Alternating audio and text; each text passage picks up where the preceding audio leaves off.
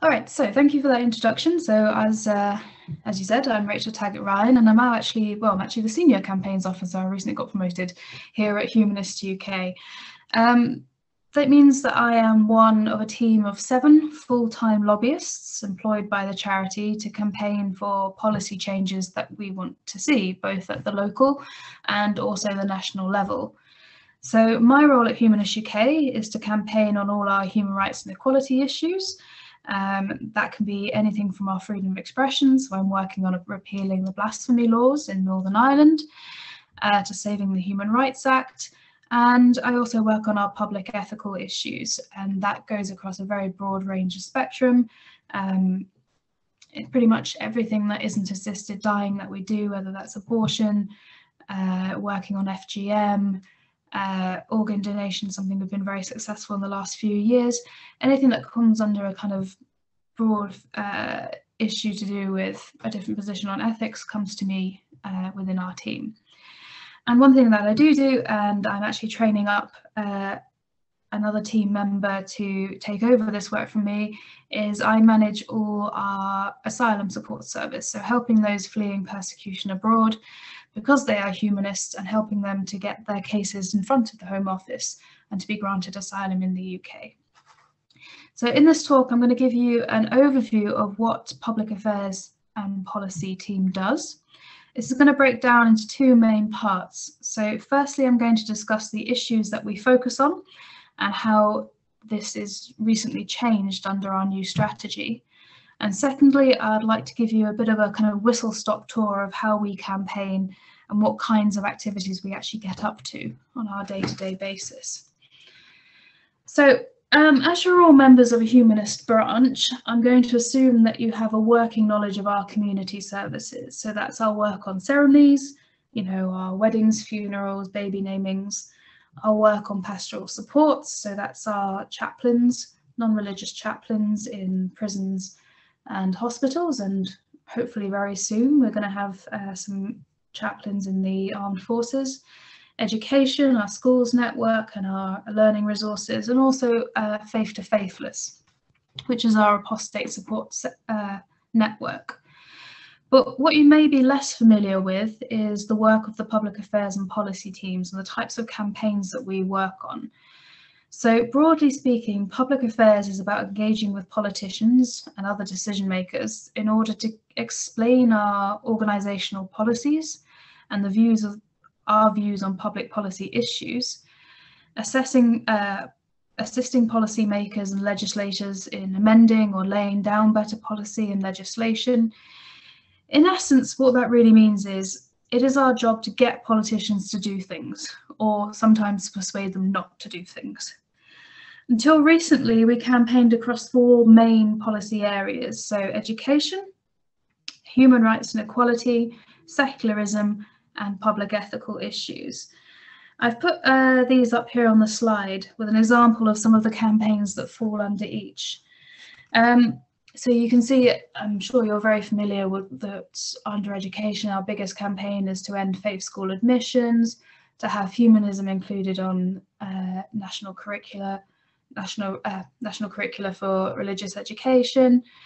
And actually recently one of our big successes in the last few weeks has been on illegal schools. So these are unregistered educational establishments that actually teach quite extreme religious curriculums, whether they be madrasas or yeshivas typically. And we've actually now got legislation which had its second reading, a government bill, second reading yesterday, which is going to give greater powers to Ofsted to close down these kind of establishments. And that's something that's come off the back of our campaigning on this in the last 5 or 6 years. Human rights and equality, very broad range of issues that come under this, and the most of that sits with me that I work on, from freedom of expression, protecting trying to repeal blasphemy laws, protecting our current Human Rights Act settlement, and things much like banning gay conversion therapy, which is a campaign that we're looking to do fruitful in the next year, I think, and getting legislation on the books.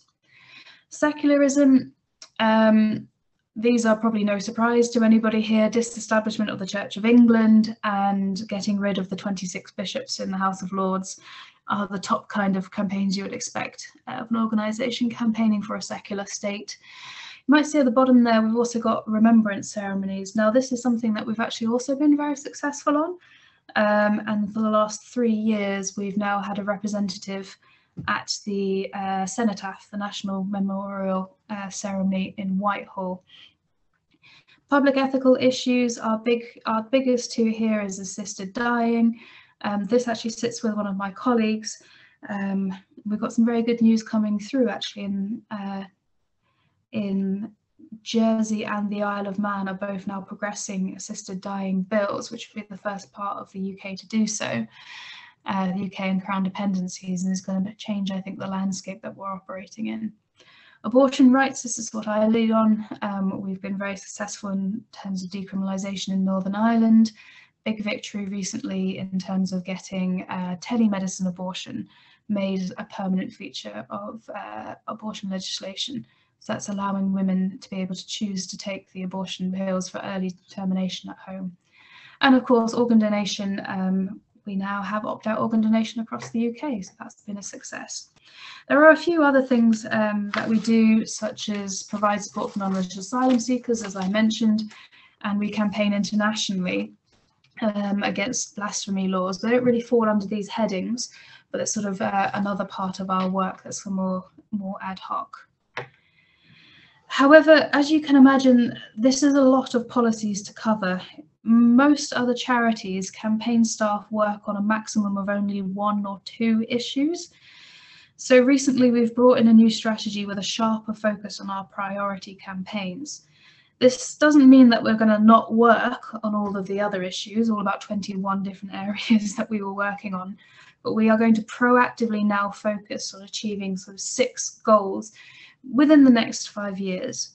So our new strategy is really going to be focusing on our first one, which is legal recognition of humanist marriage in England and Wales. As you may be aware, you can have a legal humanist marriage in Scotland and Northern Ireland, and both have increased hugely in popularity there since legal recognition was granted, but you cannot do the same in England and Wales. And we're hoping that the Law Commission is going to make a recommendation very soon in the next few months, and that this will put pressure on government to make a very simple change, which will simply allow humanists to have a wedding ceremony that's reflective of their own belief system. Our second priority, this is our education area. We're looking to increase the percentage of public that are opposed to religious discrimination in school admissions, and also reduce the number of students who are subject to religious selection in going to state schools. You may be aware that currently only the UK and Iran are the only 2 countries that have state schools, Ireland as well actually, that operate in this way, and you are allowed to discriminate against children based on the religion of their parents. 3 is obviously we're increasing the number of schools where balanced teaching is required. This is about religious education and ensuring that more children receive not just instructional religious education, but that which allows them to be able to freely develop their critical abilities, as well as being inclusive of the non-religious beliefs. International work is really what we're focusing on in our 4th criteria. So this is the FCDO, that's the Foreign, Commonwealth and Development Office. And this is really working with the Foreign Office to support persecuted humanists. And we're working very much at the moment on the Mubarak Bala case, which I don't know if you're aware of, but the president of the Nigerian humanists was recently sentenced to 24 years in prison over a Facebook post in which he declared himself to be a humanist, which was deemed to contravene the country's blasphemy law. So that's part of the work that we do advocating for persecuted humanists. Number 5 is legalized assisted dying, and that's both for terminally ill and incurably suffering in England and Wales. I'm sure many of you are quite aware of this issue and probably followed our work very closely. And finally, 6 is the abolition of Northern Ireland's blasphemy laws. Now, this is the campaign of these 6 that I lead on. Northern Ireland is the only part of the UK to still have a blasphemy law. We are very, very close to achieving a repeal. We have a majority of members of the Legislative Assembly, that's the members of Stormont, in support of a bill which we would like to bring forward. I simply need the Assembly to reform and a Northern Irish government to come to form back into power, if they can agree with each other for 2 minutes, and we can repeal this law. So in each of these campaigns, there are a number of actions that our members and supporters can do to further our cause. And I'll talk a little bit more about grassroots campaigning and what members of branches can do to help us with these campaigns. So I tend to think of our work as breaking down into the following 6 areas. So public affairs is our work trying to persuade decision makers, mostly politicians, to take or sometimes not to take certain actions. Policy is about building up the case and refining the positions we take on our issues. Campaigning is the process by which you will affect change, and part of this can be through working with the media to highlight your cause, and sometimes it means taking challenges and litigation through the courts. So I'll come a bit more on to speaking about examples where we've done both media and legal work. And the final part is helping people. So as a charity, people come to us from advice when they think they have experienced discrimination and they need our expertise to resolve a problem. Now, one of the biggest areas that I work on in terms of helping people is, of course, our asylum support service. And I have, in the last 4 years now, supported 70 people who are going through the asylum system because they're persecuted because they are non-religious. But also we often give help to people who are experiencing discrimination at work or prejudice in a public office. So there's lots of ways in which we provide expertise and advice. Right, I'm now going to run through and try to give you some insight into the kind of activities that fall within each of these areas, kind of compose what public affairs and policy work is. So starting with our public affair work, you can break this down into 3, namely lobbying ministers and civil servants, working with parliamentarians, and I'll come on to the all-party parliamentary humanist group, and also taking part in civil society collaborations. So that's working with other organisations who have similar objectives. So we meet regularly with civil servants on areas of interest to us, whether this be on faith schools, religious education, relationships and sex education teams in the Department of Education, the Human Rights and Democracy Department at the Foreign and Commonwealth and Development Office, visas and immigration at the Home Office, and quite often also the Religion and Belief team at the Equalities and Human Rights Commission. And recently, actually, we've been meeting, or having quite a few meetings, as you can imagine, because we're progressing legislation on this. We work with the illegal schools team at Ofsted. So in total, our work intersects with over a dozen other government departments and a number more of non-departmental public bodies. So we have a lot of plates to spin, and some quite complex stakeholder management is involved. We also meet fairly regularly with ministers. So, for example, we met with Sajid Javid when he was the Secretary of State for Communities and Local Government, Lord Agnew when he was Schools Minister, and we also frequently have meetings with the Labour and Liberal Democrat front benches.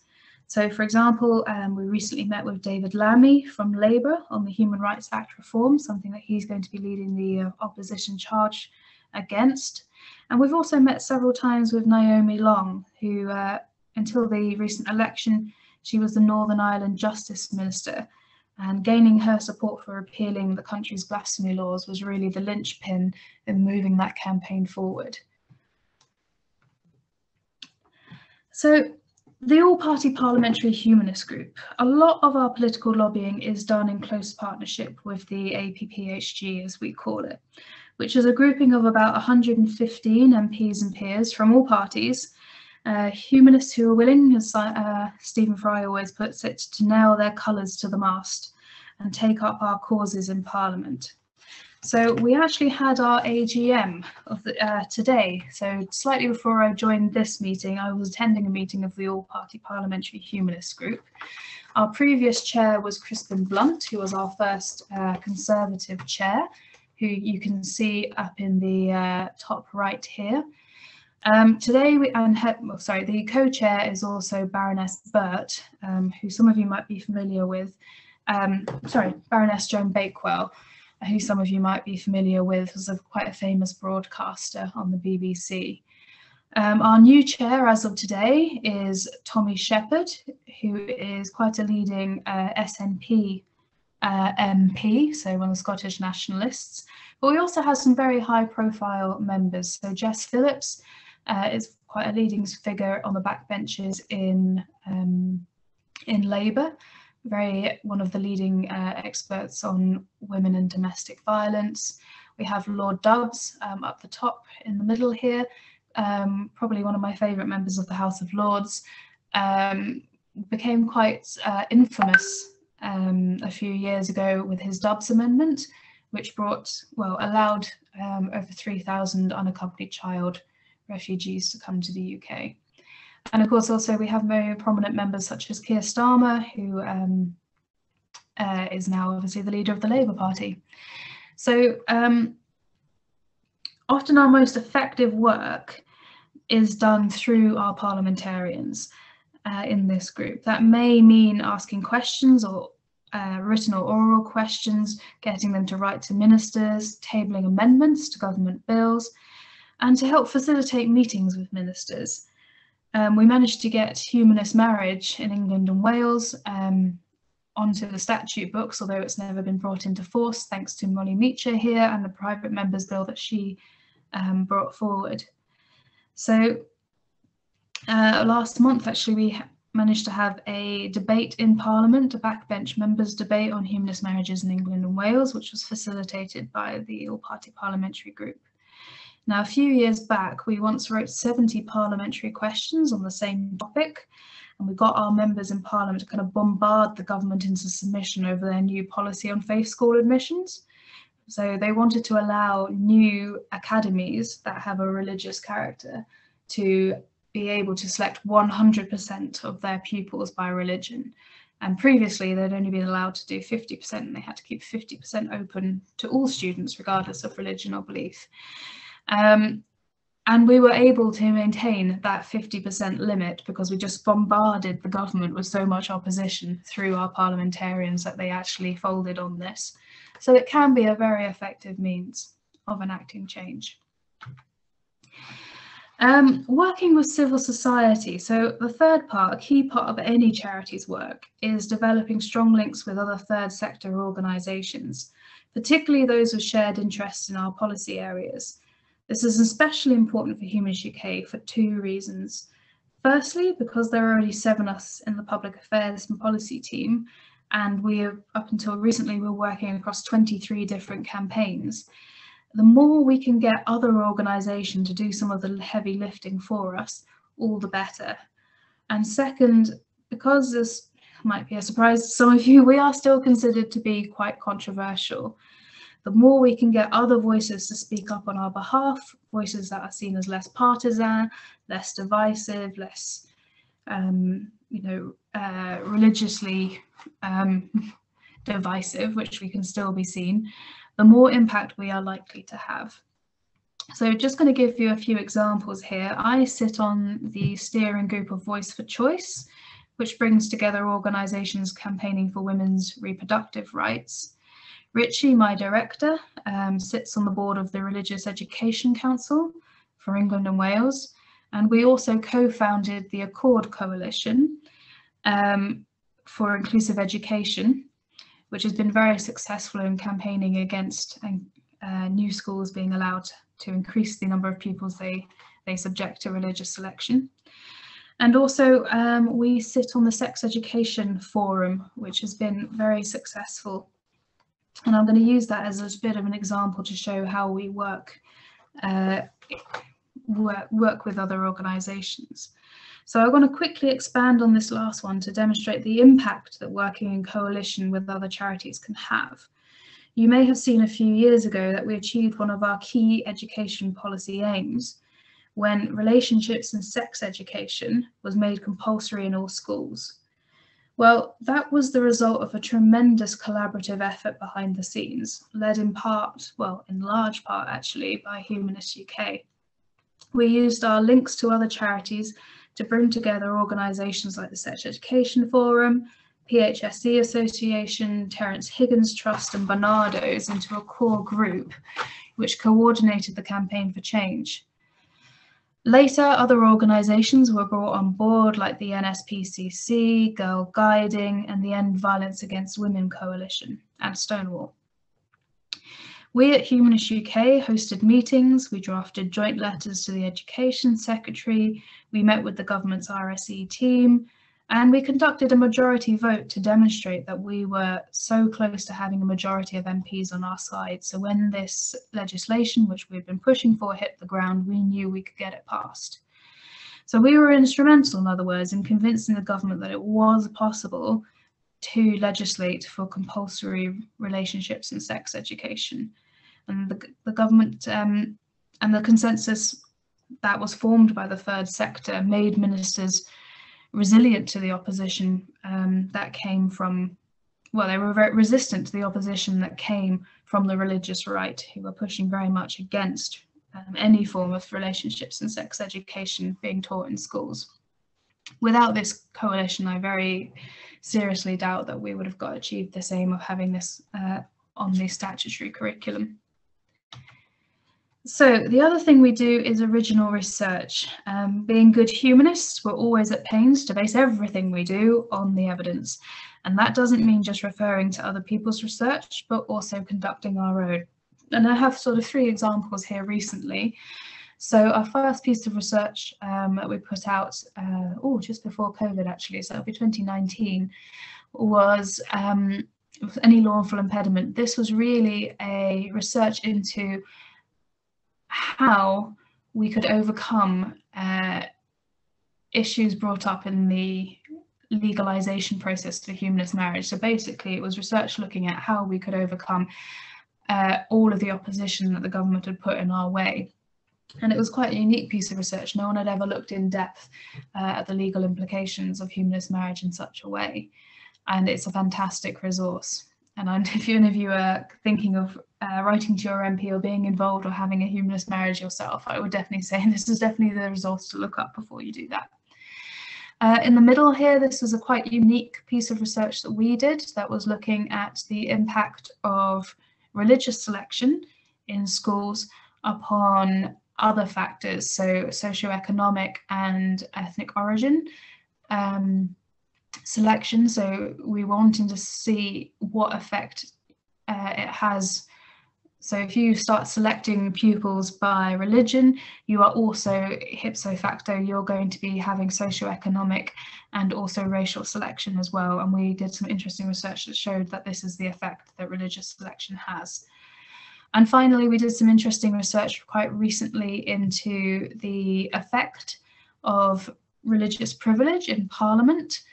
And we were able to demonstrate that non-religious and non-Christian MPs and peers are actually disadvantaged in speaking rights in Parliament.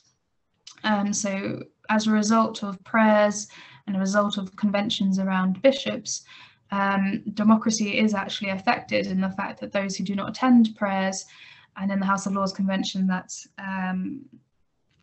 bishops speak first before anybody else. If a bishop wishes to speak, all other lords have to sit down. That has actually had an impact on the rights of those from other groups to be represented, to be able to ask questions and to be able to speak in Parliament. So that was a unique piece of research that no one had looked into before, but it actually does have an impact on democratic representation. It's not a benign tradition. I think many defending such institutions believe it to be. So moving on, consultations. There are two types of consultations, those that the government plans to take notice of and those that it doesn't. The impact that we can have in responding to consultations can therefore vary enormously. So in my role, I draft a huge number of consultation responses. Recently, I completed a 16,000-word epic on the Human Rights Act reform. Will it have an impact on changing the government's course of action? I hope so, but I cannot have with any certainty that it will do. But on the other hand, it is partly through responding to consultations that we have secured some of our key successes, such as getting evolution on the primary national curriculum, and opt-out organ donation was an area where actually responses from the public and from institutions such as Humanist UK did actually have a big impact on how the legislation was put forward. And even when setting out the evidence to the government may not lead to immediate change, it may have an impact down the line. It's a very much an accumulative way of enacting change. So something we are doing much more of, and very much linked to consultations, is campaigning with our members and supporters. We often ask our members to write to their MP and ask them to take up ask their MPs to take up an issue in Parliament. This is one of the most effective means of getting humanist issues in front of hard-to-reach MPs, who would otherwise not be able, well, we would not be able as professional lobbyists to create a relationship with. Recently, I helped organise a member to go visit Boris Johnson on humanist marriages, as he was a constituency MP and his constituency MP, and I think that was really the only opportunity that we would have had to be able to get humanist marriage in front of the Prime Minister for 30 minutes, you know, someone who we otherwise would not have been able to develop a relationship with. I'll give you a little example of this. When I first was scoping out how to campaign to repeal the blasphemy laws in Northern Ireland, no other organisation was campaigning on this, and you know, it wasn't an issue that was across the Stormont's agenda. So I thought the first thing I'll do is I'll write to all the MLAs, there's 90 of them, and I'll just ask them, would you be in favour of repealing this? I got one reply, which was from a member who was a young earth creationist who simply said, no, I'm not in favour of what you want to do. So having said, this was obviously demonstrating that what we need is to get our members and supporters in Northern Ireland Humanists active. And I went out and I said to our members and supporters in Northern Ireland, can you write yourselves to your members of the legislative, to your MLAs? And as a result of that, within months, we had a majority of responses from, so more than 45 out of the 90 that we knew. And we'd also managed to establish that every party except the DUP would be in favour of change. So MPs, MPs, MLAs, members of the Legislative Assembly really are responsive to people writing to them, what their constituents feels, the balance of any opinion that comes out of their email inbox. So this is one of the reasons that we're so keen to get members in front of their MPs, whether that be writing or visiting in person. I've also often encouraged our members to respond to consultations and add weight of numbers to the positions we take. We've also recently become more focused, as you can see here, on direct action as a campaigning tool. And you can see here Humanist UK members at recent demonstrations. So the first one on the left is in favour of assisted dying bill that was having its second reading. We were outside Westminster. And the second was from a couple of months ago, and this is members of LGBT humanists at a protest outside Downing Street on banning conversion therapy. And there were about 3,000 people that came to that demonstration. And we were given a platform to speak. It's also very important to work with our members and supporters when dealing with local issues. So to demonstrate grassroots support, there can be no better example than the couple that we worked with in Northern Ireland to gain legal recognition for humanist marriage. So a couple of our members wished to have a humanist marriage, which wasn't legally recognised at the time, and we worked with them to be able to bring a legal challenge in front of the High Court, which was ultimately successful. So that's another way in which we can work with our members in terms of getting legal action initiated. In our team, we're also responsible for all of Humanist UK's external media work. We take a range of approaches to the work here, but the most important thing is building up strong relations with journalists of all political stripes. In the past, we've secured front page coverage on every national newspaper, as well as we get repeated coverage in BBC News, ITV News, Sky News, the Today programme, the Sunday programme, and also Newsnight is particularly important to us. So in the run-up to the hearing for the Northern Ireland Humanist marriage case that I've just mentioned, we secured blanket coverage in 3 jurisdictions, which was a first. So in the UK, we had BBC News, ITV, The Guardian, Times, Sun, Daily Star, Metro, and we also managed to get an entire feature in The Telegraph. In Northern Ireland, we basically got all of the broadsheets, so Irish Times, Belfast Telegraph, Newsletter and The Mirror. And also in the Republic of Ireland, we did likewise with the Irish Times, the Irish Independent and the Examiner, and we managed to get a broadcast package on RTE. Other examples include, and I think you can see down at the bottom here, are Andrew Copson, our Chief Executive. This was on BBC News night. We got to secure a whole segment on the problem of illegal schools in the Haredi communities in Stamford Hill. And that was part of what built up actually quite a strong campaign and a lot of media outrage, which has ultimately led to the change that we're now seeing. So you also see a few of our other members. So Richie, my director, this is him outside the High Court on humanist marriage. Dr. Ruth Wareham is now Professor Ruth Wareham. This is her on Jeremy Vine talking about compulsory worship in schools. And of course, Alice Roberts, a broadcaster of great esteem and our outgoing president. She scored much coverage during her 3 years at Humanist UK on a whole range of educational and public ethical issues. So another growing area of our work is taking legal cases. In recent years, we've also taken the government to court over the exclusion of humanists from the GCSE religious curriculum, which we won. We took the case in Northern Ireland on humanist marriages, which we won. We also have intervened in every assisted dying and abortion case, including cases at the Supreme Court in 2014, 16, 17 and 18. All of the claimants in the previous and current assisted dying cases have been members of Humanist UK, and we've also been involved with our members in legal cases on collective worship in schools, humanists on sacrays, and also we quite frequently have taken legal action over discrimination in the employment of pastoral carers in the NHS. So you can see here on the left, this is Laura Lacole and Noonan O'Kane, who took the Northern Ireland marriage case.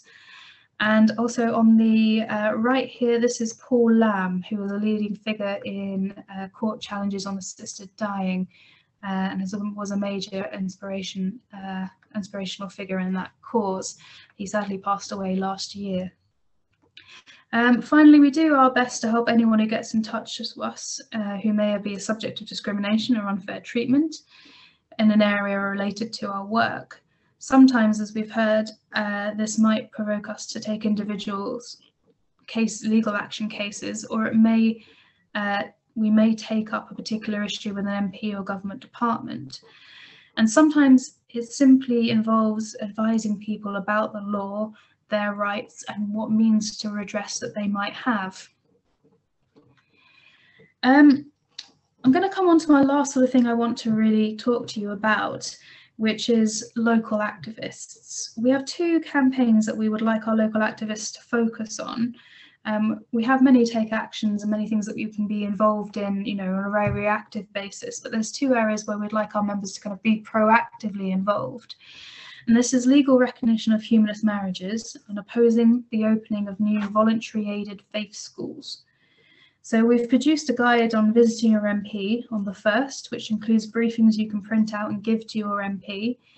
If you are interested in getting involved in our education campaigns, so that's on faith schools, please do get in contact with Robert Can, who is our education campaigns manager, and he has a lot of resources that he can give you, and we can target new schools that we know are opening in specific areas. So that's really what I want to say. I'll just point out that the link at the bottom here, and I will happily share these slides with you. If you go to our Take Action, these are all the areas, all our petitions, all of our Write to Your MPs, anything that you can do to be active in our campaigns, you can find a link and more information there. So that's everything I want to say, so I'll happily open it up to questions. So I'm going to stop sharing and come back to you. Oh, thanks very much, Rachel. That was great. You're a very busy person. So, anybody want to open up the floor to a comment or question or observation about our campaign work?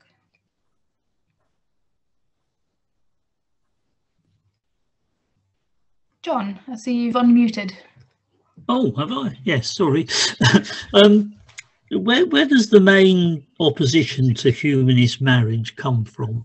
Is it all religious denominations, or are there some more less vociferous than others? That is an interesting question, and it's not what you would expect. So there is very little opposition from other religious groups to humanist marriage. The Church of England has put out a statement to say that it is not opposed to humanist marriage. And that's understandable in many ways, because this is an issue about humanists for humanists that doesn't affect how other people wish to get married. We think the biggest opposition is actually civil registrars, who would see this as a business competitor. And they have also been pushing very hard to have essentially outdoor legal civil marriages, which are not previously allowed. So if you're having a civil registrar marriage, they have to take place inside and in registered buildings, which are mostly registry offices, but you can also have certain buildings like country manors who have temporary licenses to conduct weddings. So I think the biggest opposition there is the idea that this would have a competitor in the marriage market, and we would be able to offer services that civil registrars can't at the moment, although in the future probably could offer. So it's one of the most frustrating campaigns, because the case for it has been made in Scotland, where they had recognition nearly 20 years ago, and humanist marriages are now the most popular type of belief marriage in Scotland. So there are more humanist marriages than there are Church of Scotland marriages or Catholic marriages. So that's the main opposition. Now we are in a position of waiting for the Law Commission to produce its big report on reform of marriage law in general. And the government is refusing to be pushed on making a decision until after the Law Commission has published this. This is frustrating in many ways, because we've had two previous Law Commissions recommend back in 2014 and in 2016 that there's no opposition to humanist marriage, that there's no legitimate reason why this couldn't happen in law. But unfortunately, the government has been pushing it into the long grass for a very long time, and this report is due. It was due last year. It's now unlikely to come before the autumn, so it's something that we're continually getting pushed into the long grass on. But we have now brought in, we have a full-time member of staff, campaigner, just focusing on humanist marriage. Well, thank you. That was interesting. So it's a financial opposition, really. I think it's a business interest. Yeah. The other religion and belief groups don't have a huge amount of opposition to this. Oh, that's most interesting. Thank you. I just wondered what humanists are doing about opposing halal meat. I saw that you got that down there, one of the things. So this is an area that I worked on reasonably proactively in the last few years. It's not going to be taken forward as one of our campaign areas that we're prioritising. So the situation at the moment is that all meat products in the UK, all slaughtering has to be provided with either a mechanical or electrical stun prior to the lethal decision being made. Except there are exemptions for Jews and Muslims to be able to not use a stun on the animal prior in accordance with their religious rights. Now, this has been established for quite some time, and it's interesting because about 80% of all halal meat is stunned anyway. It's the position on stunning is not universal within the Muslim community, and the vast majority believe that as long as the blessing is said, then that constitutes halal meat. There's about 20%, which is a very strong vocal minority, who are pushing that halal meat cannot be pre-stunned. But the vast majority of halal meat that you will actually see in the shops is stunned anyway. All kosher meat is non-stunned. Within the Jewish community, the rules are much clearer, that a stunning of any type is not accepted. So if you're seeing something which is kosher or shalita, then it will be unstunned. One of the things that we've really been working for and pushing is getting a labelling system so that people would be able to clearly identify meat, whether it's been stunned or not, because there's no requirement to have any labelling to show that at all. I mean, often kosher meat enters the general meat market because only certain parts of the animal can be used, and people are none the wiser. There's been several attempts under bills to bring amendments to that effect. However, they've not been successful, and I am not aware at the moment that they are likely to re-emerge in this next Parliament. So this has been an issue that's been driven forward by many organisations, including the RSPCA, the British Veterinary Association, and the British Slaughter Association. I think there's not an immediate prospect of change soon, but it's something that we work very closely with those other charities on. And it might be that another private member's bill or an amendment to animal sentience or animal welfare bill is possible. But I don't think there's a bill immediately that I'm aware of that would be a vehicle for that change. What's the nature of the opposition? On ritual slaughter, that would be from the Muslim and Jewish communities, and it is a strong opposition. And they would generally consider that there is poor motivation in many of the groups that are campaigning for this. And there has been a history to do with anti-Semitism and to do with Islamophobia within the groups pushing for this change. And they are also resistant to labelling because they believe that labelling would stigmatise their communities and stigmatise the use. Labelling would make everybody aware, other people aware, when they go to Tesco's. Yeah, so it's the labelling ought to be first, you know. But anyway, yeah. Yeah, there is very strong opposition to that. There has been attempts. I mean, there's a member of the Humanist group, Kerry McCarthy, who is a sort of leading figure in the House of Commons on animal welfare and animal sentience, who I know has been doing some very interesting work on this. We also have a member called Lord Trees, in the House of Lords, and he was previously the president of the British Veterinary Association, and he has put forward many debates on labelling of halal meat. I think it's not going to be one of our priority areas going forward. It's something we will work more reactively on rather than proactively. You said the Human Rights Act is being revamped in this country, and I think the Conservatives have prided themselves on the UK being having high animal welfare standards. Do you think things will improve or go backwards? Because this is obviously one of them. There was a lot of attempts, and the Animal Sentience Bill, which sort of rode for a while and fell recently before the Queen's speech.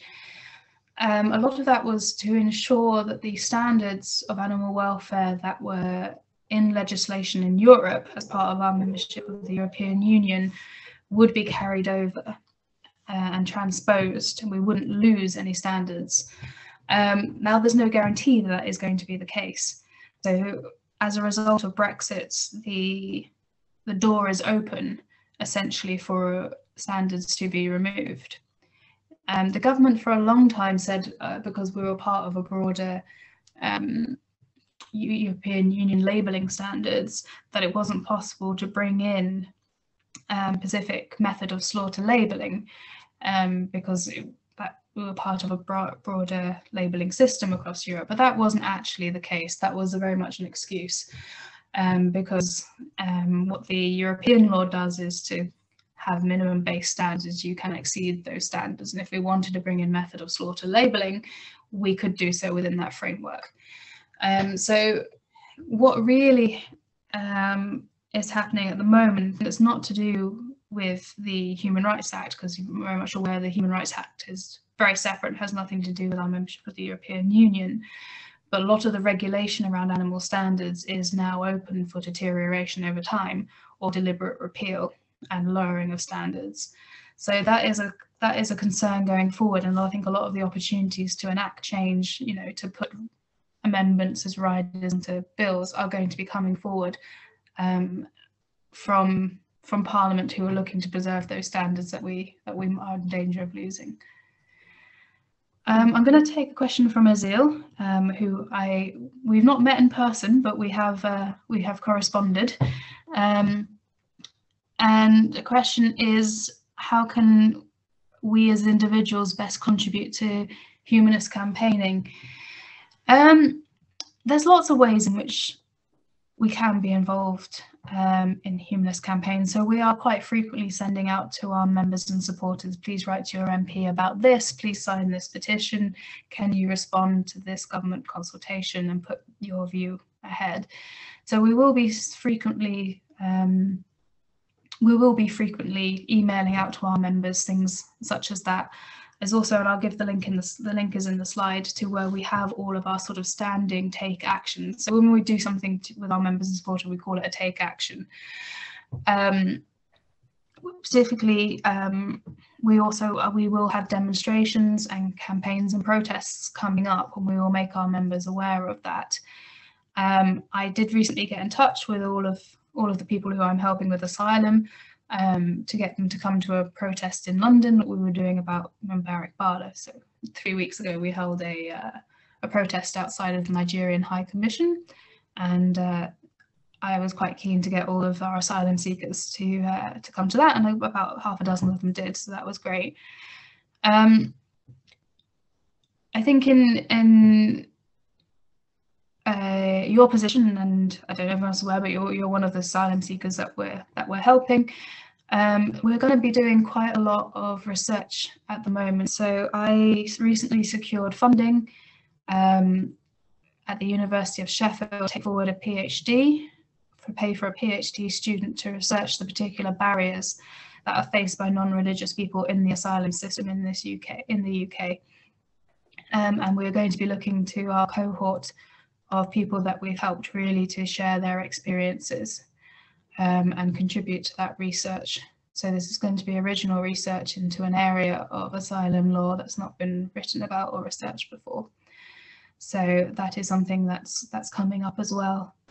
But mostly it's one of the easiest things that you can do, and one of the things that actually makes a big difference is writing to your MP about things. So whether it's humanist marriage, whether it's reform of the Human Rights Act, bothering your MP and saying, this is what I feel about something, it really does have a huge impact on the people who actually do make decisions. And whether your MP is a backbencher or not, what sways them is the balance of opinion they receive in their inboxes. A good example of this was about a month ago. We were successful in getting an amendment to the Health and Social Care Bill that went through the House of Lords. Baroness Sugg got an amendment put into the bill about allowing women to continue to have telemedicine abortion procedures. So that's being able to take the 2 pills required to have an early termination at home rather than in the clinic. So this bill then goes back to the House of Commons. Now, in the debates that went on this amendment, all of the MPs were saying, well, of the people that have spoken to me about this, the balance of opinion is in favour of this, and what they are talking about and what they're using to influence their judgment on something which they might not have a huge amount of knowledge about, they're not experts in abortion law, is, you know, X number of people in my inbox say this is a good idea, X number of people are opposed, and they're looking at that weight of balance. And one of the things that the other side is always very good at doing is getting a huge number of people to just say no. If you can get 3,000 people to write to their MP saying you must oppose this, it's going to have an impact. And what our side does, we don't have that weight in numbers. We don't have the American money that comes to fund anti-abortion work in this UK. So we're always at a disadvantage. But what we do need is getting people to put their representations in front of their MP. One of the things that, I mean, it's been an interesting story. So the MP for Walthamstow said this to me, and I think it's quite useful in understanding this. She said, being an MP is like always being about to sit an A-level exam on a subject that you've never studied for. So at any given time, you could be asked to be able to appear in media, to respond to a constituent. You're going to be asked to have an opinion on any subject and policy that might come up. It might be abortion, it might be dangerous dogs, it could be primary school education. You are expected to have, at any given time, to be able to vote and have an opinion or reply or deal with something in the media that is coming up. And so they are always looking for briefings. They are always looking for people with some information who can say, this is what this subject is about. And that is often what is, you know, they're actually looking for, not only from their constituents, but from organisations like Humanist UK do have a 2-page briefing on the Human Rights Act reform, what's going to happen to Section 3, that can be digested and read. Always the best time to send an email to your MP is Thursday evenings or Friday mornings, because that's the day. Fridays are traditionally when they go back to their constituencies to do constituency surgeries. So for the majority of them, Friday morning, they're going to be sitting on a train. And if you want to get into their inbox, they're going to look at their emails. So if you get something that pops into their inbox on Friday morning, they're more likely to read it because they're going to have a 2-hour train journey back to their constituencies. So that's kind of thinking about how you can be influential in that way. You mentioned surgeries there. I was going to ask a question about that. Do you ever ask local members to go to a surgery? And is that an idea that you could do on a particular campaigning issue?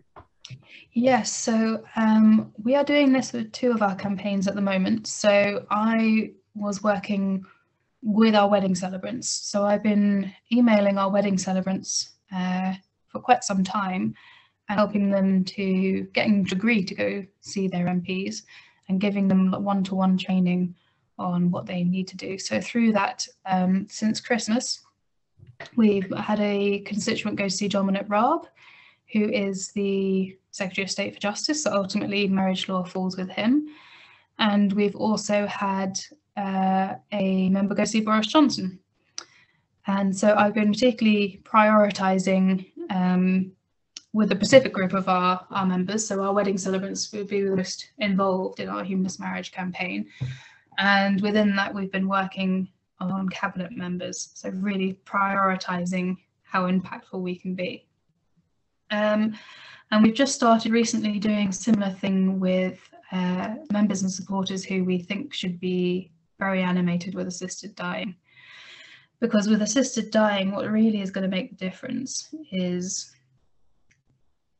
if the vote goes forward on an assisting dying bill, it will always be a free vote. It'll be a matter of conscience, so the parties won't whip their MPs to vote either way.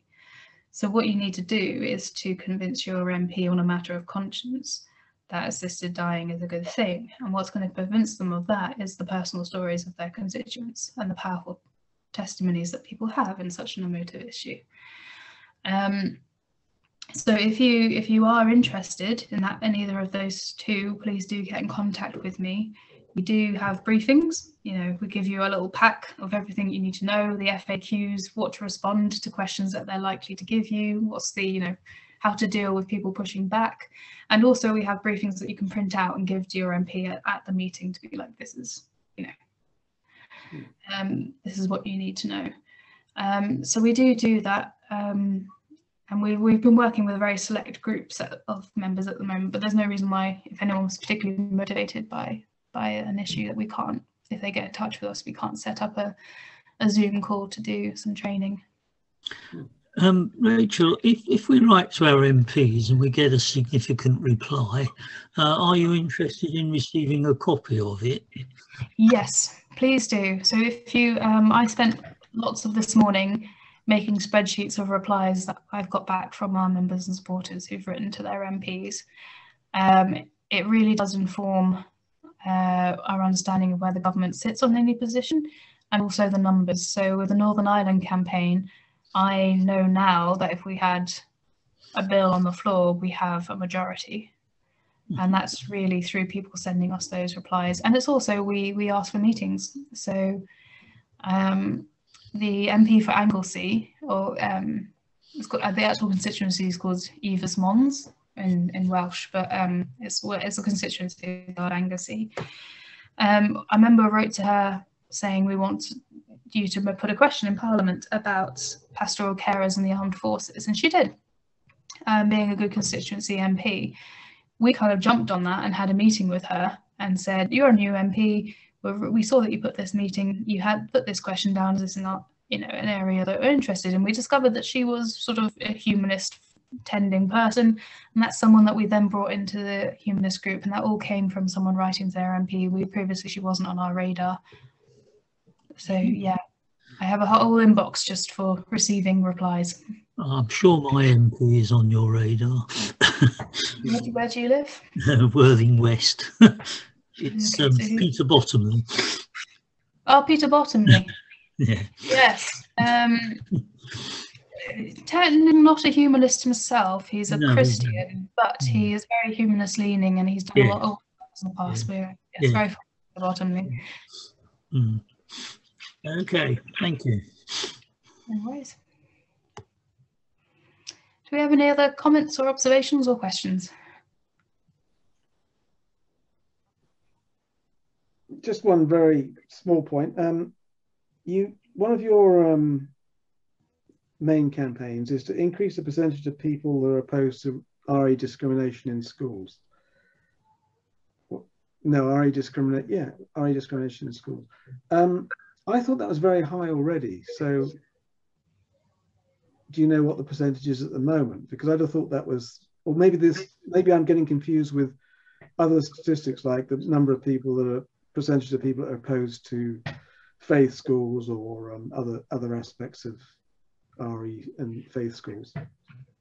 On the faith schools, I don't know the percentages on that, mostly because education is the one area I don't work on in our team. We have two members who are our education specialists, but it's one of our key areas is moving people who are think at a very basic level, it's moving people who see faith schools as something benign to seeing that they are problematic. And there is a lot of people in the UK who have never really either haven't gone through the system where they've tried to get their children into these schools, have sent their children or personally been to a religious primary school and seen it as a rather benign experience and didn't see the wider impact that religious selection has, or simply have never thought about it, and have just always assumed that there is a reason that we have legalized discrimination in this area.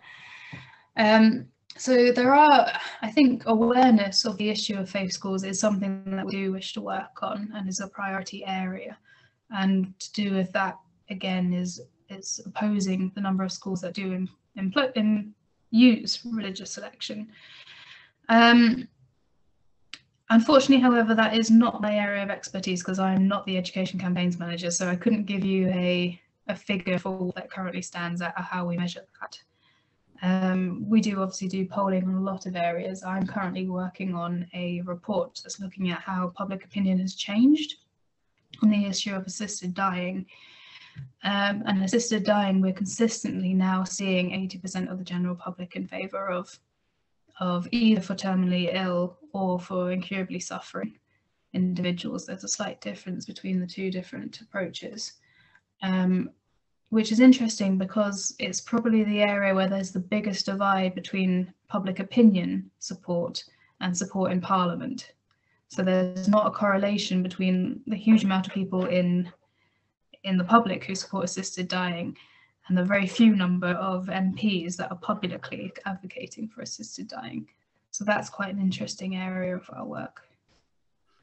So regarding MPs then, they're supposed to represent, or are they supposed to represent their local constituents? Because my MP, a Conservative MP, he obviously doesn't represent the constituents on a number of issues where there's a clear majority in opposition to Conservative policy. Well, that's a question, a constitutional question, and I think people have written sort of politics textbooks about what the exact role of an MP is, whether they are a delegate model where they represent the views of they're delegated by the views of their constituents, or whether they're a representative that's there to further an agenda which takes in the views of their constituencies but can differ using their own interpretation. And I think most MPs certainly go with the representative rather than the delegate model. No. I think that's certainly how MPs that I have worked with, they don't see their role as to exactly mirror what their constituents believe on a particular issue. And obviously some issues, such as things that we work on, assisted dying and abortion, are always going to be matters of conscience votes. But also they are responsible to their parties more than any other constituent group. They are in position because of their party affiliation, so how they are whipped and their position in their party is of course an important factor in how they decide on anything. What's your most frustrating part of your job? In terms of campaign areas, one of the most frustrating is quite surprising. But working on chaplaincies in NHS and the prison service, one of the most resistant areas where I actually experience prejudice on the part of people who are opposing me is when working with chaplains. And I think part of that is we're talking about paid positions in hospitals, and so there's only so many paid positions, and so they see it as a zero-sum game. So if humanists are getting a position, that means a member of the Church of England isn't. And they've also had a stranglehold on prison chaplaincy, on NHS chaplaincy for decades. And but I actually find some of the most obstructive opposition that we have, and its low-level obstructiveness, is in getting very lovely people who want to go and talk to people in hospitals to be allowed to do that. And that can be very frustrating. So the progress has been consistent but slow, I think, in terms of gaining positions in hospitals and for non-religious people. And I think, yeah, it's been sometimes one of the more difficult groups to work with. Much so than those who oppose assisted dying, or sometimes even those who oppose abortion. Actually, chaplains can be prickly. Do you get upset sometimes when the way things are going, or is it just your role to keep on plugging away and doing your job? And I think sometimes I think at the current there's things in the current government, particularly around what it's doing with immigration and asylum and the Human Rights Act, which I believe is very morally wrong. But it's not something that would upset me. It's just something I'm motivated to campaign on. With the Borders and Immigration Bill passed its last stage in Parliament this week. When that comes into force, it will raise the evidential bar for non-religious asylum claimants quite significantly higher, and this is going to make it more difficult. And it is already incredibly difficult for non-religious people to be able to demonstrate their beliefs and demonstrate persecution that they experience in their home countries. So it's very difficult across the board, actually. Religion is one of the hardest of the 5 grounds in which you can claim asylum. And within that, the non-religious are at a particularly disadvantaged compared to other groups, which have more established support networks and also very much clearer doctrinal ways in which they demonstrate their beliefs, which is very different from the non-religious, which are kind of often seen as very much an invisible minority in many countries. And I think the way in which the government is demonising asylum seekers and immigration in general is appalling, and it's actually something which I think is generally very unfair. And I think it's the unfairness of the way that asylum is being treated in this country that I think we should, in collaboration with a lot of other organisations, should be doing more to prevent. And it's frustrating that when you're making, which are very valid cases, many backbench MPs, particularly on the Conservative side, are not willing to be swayed by the evidence because it's an ideological approach. I think that would frustrate me tremendously, that you have the evidence, and so many of all of our campaigns, really, the evidence is all on our side. You have the evidence there, and you can argue it, and yet it's like banging your head against a brick wall. Yes, and sometimes I think success in campaigns may be measured over decades. But then things do happen. I mean, we campaigned for the abolition of blasphemy laws in England and Wales really since our foundation in the 19th century. That was in the campaign area, but we achieved it in 2009, and we are set to achieve it in Northern Ireland, which will be the final piece of the puzzle in terms of blasphemy laws in the UK. So it's not despairing. We are progressing forward, and I think once the census results come out, which will be later this year, we anticipate that there will be quite a significant growth in the number of non-religious people in the UK and those that should be in the system. Yeah, we recently had a talk by I've forgotten his name now. He gave a talk on the changing role of belief in the changing belief landscape.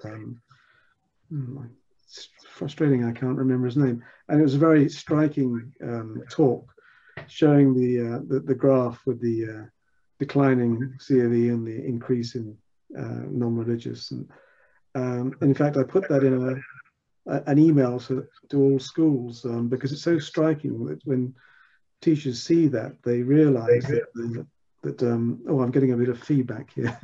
That they realise they can only realise that things are changing, and it's striking statistics like that, I think that will eventually, hopefully, persuade people to change. Yeah, I've got a question that builds on that from Jonathan, which is how many atheists are there in the UK? So this is a very interesting question. It's a good question. So the British Social Attitude Survey is what we usually use and is the most accurate, in our opinion, measure of belief in the UK.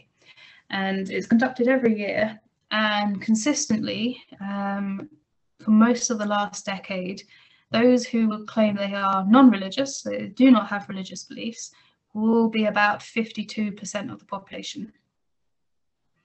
Now, that is something that's consistently shown, so slightly more than half of the people in the country identify as non-religious. Now, the census is the official government way of measuring the population's beliefs, and it's conducted once every 10 years. Now, the census is hugely problematic because it has a question which simply says, what is your religion? Which, as you can tell already, is a leading question. And it is designed to be leading because it's not actually a measure of religious belief. It's trying to measure very loosely cultural affiliation to religion, because it believes that that might be useful to its service users, that people who are non-practicing Jews or secular Sikhs still say that they have some sort of cultural affiliation to their religion. And so they're encouraging Jews and Sikhs to continue to say that they're Jewish and they are Sikh and tick those boxes. The upshot of that is it massively overestimates the number of Christians in the country, because you get a lot of what we call census Christians, people who in no way have exhibited Christian beliefs. They don't practice Christianity, they don't believe in the tenets of Christ, but they have a loose cultural affiliation. They may have been baptized, they might have gone to a C of E primary school, they kind of see themselves as well. We call them sort of census Christians. They wouldn't otherwise have ticked that they're Christian. But the effect of that is it literally cuts the number of people who identify as non-religious in half. So at the last census, about 25, that's 2011, about 25% of people tick the no religion box. And the no religion box is actually at the top of the list. And that was a huge increase from 2001. We did some polling with YouGov before the current census on using various different types of question, but even using the census's leading question, we got a result back from YouGov that 47% of people were going to tick the no religion box. Now, I think it won't actually be quite as much as that, because I think the sample they used, I think there probably weren't as many Muslims in the sample as there should have been. So I think our poll might have underestimated the number of Muslims. But I think we're looking at a significant increase from 25% possibly up to 40% when we get the data later this year. So normally, and if you're looking specifically at belief, you're not looking at practice and you're not looking at cultural affiliation, you're looking at roughly around 50% of people being non-religious. You're then looking around this group being Christians bundled together, with the second largest group being Muslims at around 6 and 7%, and then all the rest of the minority religious beliefs from 6% downwards. I've got a question here saying, thank you for that answer. Is it true that there are 155 million atheists in Europe? That I don't know where that statistic comes from. I've never seen that before. Certainly, Europe as a whole has seen a moving away from religious belief in the last few decades. That's particularly true in the Scandinavian countries, where consistently they're seeing more than 50% of the population being non-religious. What I also think will be very interesting, Ireland is conducting a census very soon, and Ireland is a very strongly and traditionally a very strongly Catholic country. What we've seen in recent referendums on abortion, on gay marriage, on the blasphemy law, is there is a huge push against the sort of very rotten roots of theocracy in Ireland. So it would be interesting to see whether that translates in the census to an increase in the non-religious population. So I believe at the last Irish census, about 10% of people said that they were non-religious. So you're looking at 90% Christian, really, with very small numbers of any non-Christian minorities. But I think we are seeing consistently a very strong push against the Catholic Church's influence in Ireland. So it'll be interesting to see, I think, later next year when those results come out, how Ireland is changing. But also you see a kind of counter to that in many countries. We're seeing a surgence of conservative Catholicism in Poland and in many of the Eastern European countries. So I don't know where that statistic of 155 million comes from. I believe the population of the EU is roughly 400 million, but yeah, I'm not sure on that one. That's very encouraging. Yeah, and so do you know when the statistics do come out for the census? So the first release is going to be population density, and that's coming on the 28th of June. And then I believe the religion and belief questions, which will also come out as a package with several other questions, notably about ethnic origins and nationality, and a few other questions about sort of social beliefs. Should be, I believe, in late summer, early autumn. So they haven't got a date yet, but it's saying around about September, I would imagine. And it should be very interesting. We did a very strong campaign last year on getting more people to tick the no religion box, and our aim was to kind of dominate the social media spaces, be the leading kind of issue with the census is the religion question, because there's lots of different groups who have lots of different issues with the census, and they're all campaigning for various things. So there's a campaign that people wanted, Sikhs and Jews wanted to have Sikhism and Judaism in the ethnicity question as well as the religion question. And there was a court case that was taken, and ultimately the census won that, and so they didn't have those as ethnic identities. There's campaigns by different Hindu groups to have Hinduism broken down into different beliefs. I believe that one box doesn't really cover the vast variety of different types of Hinduism, which is true. But there was also campaigns there's always a campaign for people to say that they're Jedi, and there was a campaign by Extinction Rebellion and various climate groups that wanted people to put climate concerned as their religion in the other box, which is a very bad idea for several reasons. But then we were trying to get our issue to be louder than all of those various other issues that were coming, and we were successful. We got something around, I believe, 8 million impressions across our social media platforms, and we certainly were dominating the spaces. So that was kind of a success in terms of what we were aiming to achieve. And we hope this translates. Interestingly, between 2001 and 2011, the Jedi population of the UK decimated. I think people thought the joke was old, but they had one of the quickest declines of any group. How fickle religion is.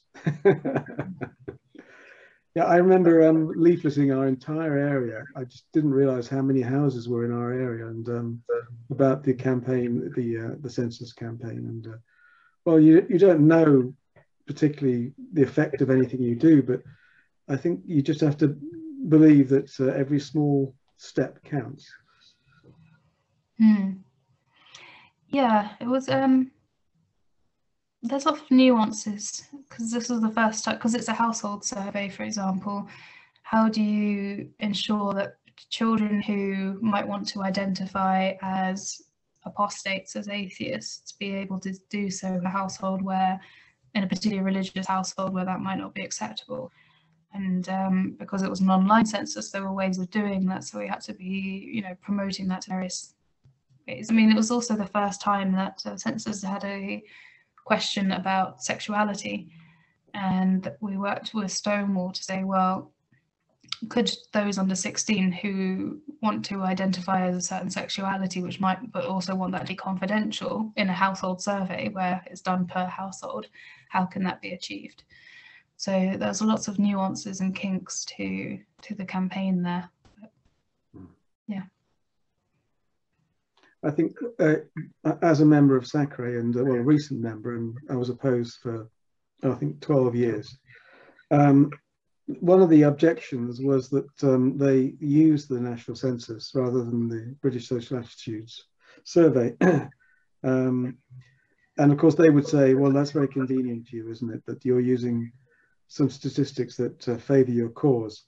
But I'm looking forward to this census results in September, because maybe that's at least the direction of travel suggests that things have changed. Yeah, I mean, the census question, as I say, is not about belief, and it is deliberately measuring a very loose cultural affiliation. Very few people, I think, are aware of that or use the data correctly, and SACREs are one of the most guilty about misusing census data. I am a member of a SACRE.